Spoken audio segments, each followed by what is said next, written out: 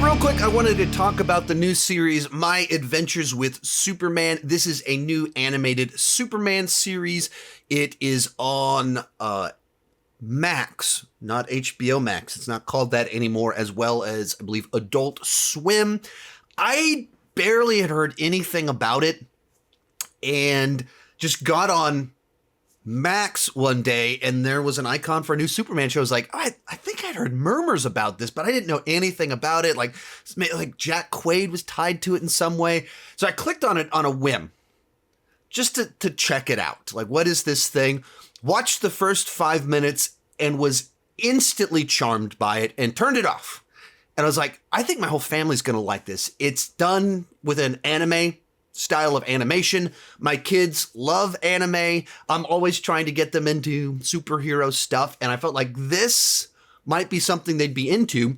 And because it wasn't on my radar at all when it first came out, I didn't cover it when it first came out, and it's summertime, so it's been a very busy season for my channel. But this has kind of turned into one of those shows that every Friday, every Saturday, my whole family sits down to watch the new episode of My Adventures with Superman. And I've seen very few people covering it. I've seen only a handful of tweets about it, but it seems like everyone that has watched it is loving it. I don't think I've seen hardly any videos on YouTube about it. And when I made a tweet saying that I haven't seen enough people talking about it, a handful of people like chimed in like, whoa, what are you, living under a rock? Twitter's going crazy talking about this show. I was like, Twitter is not going crazy talking about this show. I'm sure it has a corner of the internet that is going nuts debating Lois Lane's choices and she made in the last couple of episodes, but it's not a mainstream conversation. It's a niche conversation. And so anyway, all that to say, I wanted to talk about it just a little bit. I'll cover it in more detail when the season's over with. But since not enough people are talking about it, I wanted to put something out there trying to get more people to check out this show. So the basic premise is essentially Clark Kent and Jimmy Olsen have been buddies and roommates for a number of years, and they're starting at the Daily Planet as interns, and they immediately meet another intern who's been there a little bit longer, the very feisty Lois Lane. And so then the three of them kind of are trying to make a name for themselves as these interns. Of course, Clark Kent is more reserved, and Lois Lane is very proactive, steps over boundaries. Clark's trying to get her to be a little bit more reasonable. And so she's trying to make a name for all of them while Clark is revealing himself as Superman and stopping these threats that are appearing in Metropolis. And also while a little bit of a romance is forming between Clark and Lois, and Jimmy is trying to make friends with them, but figuring out that he's kind of the third wheel in everything kind of going on here.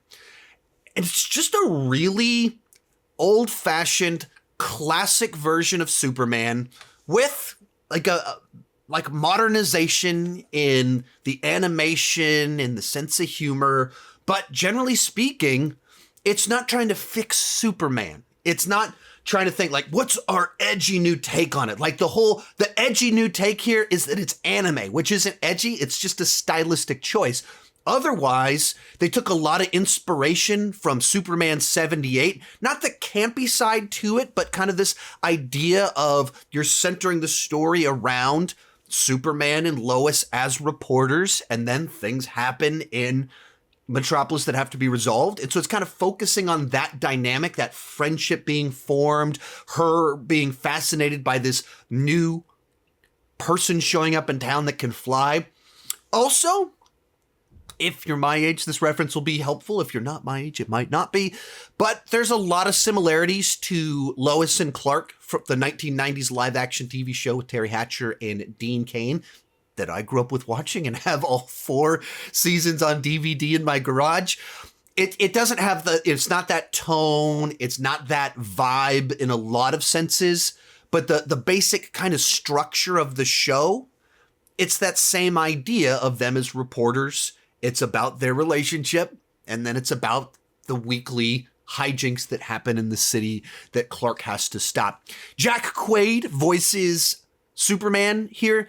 I never would have thought Jack Quaid would make a lot of sense as Superman. but as soon as he's voicing Clark Kent, you instantly go, okay, that makes a lot of sense. Yeah, that's, I get that. That fits. That works. And maybe he doesn't have the most booming of Superman voices, but it hasn't been any sort of issue watching the show thus far. I think it's just very endearing. You like the characters immediately. It's designed in a way that my 4-year-old, my 9-year-old, my 11-year-old, each week they're like, oh, the new episode of Superman's dropped. Can we watch it? And then me and my wife are also like, yeah, let's check. Absolutely, let's check this out. Let's watch it. All of us are having fun with it. All of us are enjoying it. It's a little funny, a little romantic. You, of course, get your big Superman fight at the end of each episode. It has their stories. Each episode has a plot that's resolved by the end of it, but then there's kind of the meta arc of going on of what's going on in Metropolis in general that's leading to all of these villains arising. It's touching on a lot of the DC universe. A lot of characters are showing up in these little side roles for just a little bit while it's really focusing on our main trio. So it's just a really solid version of Superman for the whole family. It's not edgy. It's not trying to reinvent things. It's a classic, fun take on Superman that I'm enjoying watching with my entire family. And it really surprised me. It was not on my radar at all. I really didn't know this show was coming out. I'd only heard like mild murmurs about it. I couldn't have told you a single thing about it until I clicked play watching it for the first time. And pretty much instantly I was hooked. Like literally the opening sequence is of a young Clark Kent. And I thought instantly, I was like, I dig this. Like, I don't know if you could hear that, but my 4-year-old just started shrieking in the hallway. Something pretty exciting must be happening out there. Now the dog's barking. But so just instantly, it was charming. You liked the characters. You got the vibe that they were going for. It's like a show that just immediately had figured out what it was going for and sold you on it. So if you're a Superman fan, if you're an anime fan, if you're a DC fan, I absolutely recommend you check this out. I have heard from a few people that aren't kind of in my stage of life, people like in their 20s, like, I checked it out. I mean, I guess it was good, but it felt very kiddie to me. So as a heads up, some people that are maybe upper teenagers, 20s, they're feeling like it's a very kiddie show.